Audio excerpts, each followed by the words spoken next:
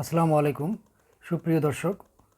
আজকে আমি আপনাদের জন্য একটা সার্কুলার নিয়ে আসছি। এটা হলো প্রধান উপদেষ্টার কার্যালয়ে বাংলাদেশ রপ্তানি প্রক্রিয়াকরণ এলাকা কর্তৃপক্ষ, এই দপ্তরের একটা চাকরি। তো এখানে দেখেন যে আপনার ওয়েবসাইটের ঠিকানা দেওয়া আছে www.bepza.gov.bd। তো এইখানে দেখেন সার্কুলারটা হয়েছে কিন্তু 24শে সেপ্টেম্বর 2024, অর্থাৎ 24 তারিখে, গত 24 তারিখে সার্কুলারটা হয়েছে। আবেদনের প্রক্রিয়া বর্তমান চলতেছে 26 তারিখ থেকে, যেহেতু এটা আবেদন শুরু হয়েছে।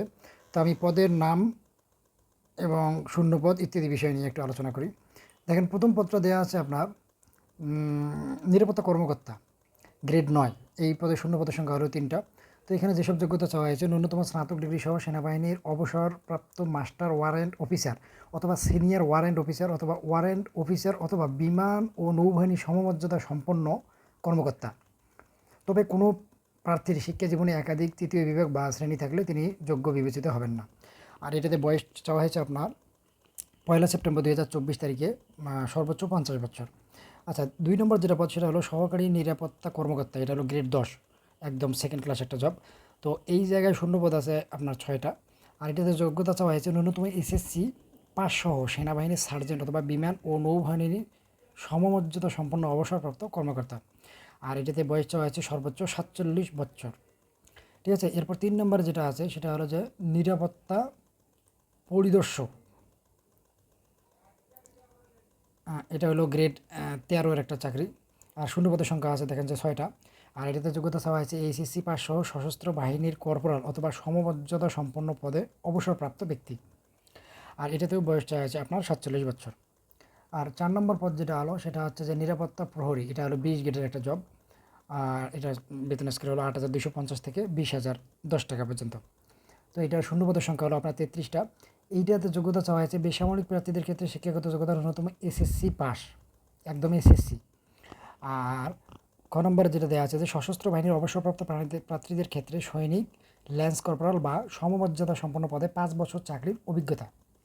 আর এখানে শারীরিক যোগ্যতার কথা একটা উল্লেখ করা হয়েছে। সেখানে বলা হয়েছে উচ্চতা 5 ফুট 5 ইঞ্চি এবং ওজন ন্যূনতম 110 পাউন্ড বা 50 কেজি এবং বুকের মাপ স্বাভাবিক 30 ইঞ্চি ও স্ফীত, মানে একটু বৃদ্ধি পেলেও যেন 32 ইঞ্চি হয়। আচ্ছা, আর এইখানেও আপনার বয়সের বিষয়টা বলা আছে যে বেসামরিক প্রার্থীদের ক্ষেত্রে বয়সসীমা 18 থেকে 30। আর মুক্তিযোদ্ধা, শহীদ মুক্তিযোদ্ধা ও বীরাঙ্গনার সন্তান এবং শারীরিক প্রতিবন্ধী প্রার্থীদের ক্ষেত্রে সর্বোচ্চ বয়সসীমা হলো 32 বছর। আর সশস্ত্র বাহিনীর প্রার্থীদের ক্ষেত্রে বয়সসীমা আপনার সর্বোচ্চ 35 বছর পর্যন্ত। তো দেখেন, এখানে বেশ কিছু শর্তাবলী দেওয়া আছে। এই শর্তাবলীগুলো আপনারা পড়ে নেবেন। তারপরে আপনাদের দেওয়া আছে যে আবেদনের প্রক্রিয়া। এখানে আবেদন করতে গেলে আপনার http/bepza.teletalk.com.bd এই ওয়েবসাইটে ঢুকে আপনাকে আবেদন করতে হবে। তো আবেদনটা শুরু হলো আপনার 26/9/2024, অর্থাৎ গত 26 তারিখে আবেদনটা শুরু হয়ে গেছে। এবং আগামী 24 অর্থাৎ অক্টোবরের 24 তারিখ পর্যন্ত এই আবেদনটা চলবে, সময়সীমা আছে। তো আপনারা এই সময়সীমার মধ্যে অবশ্যই আবেদন করবেন যাদের আগ্রহ আছে।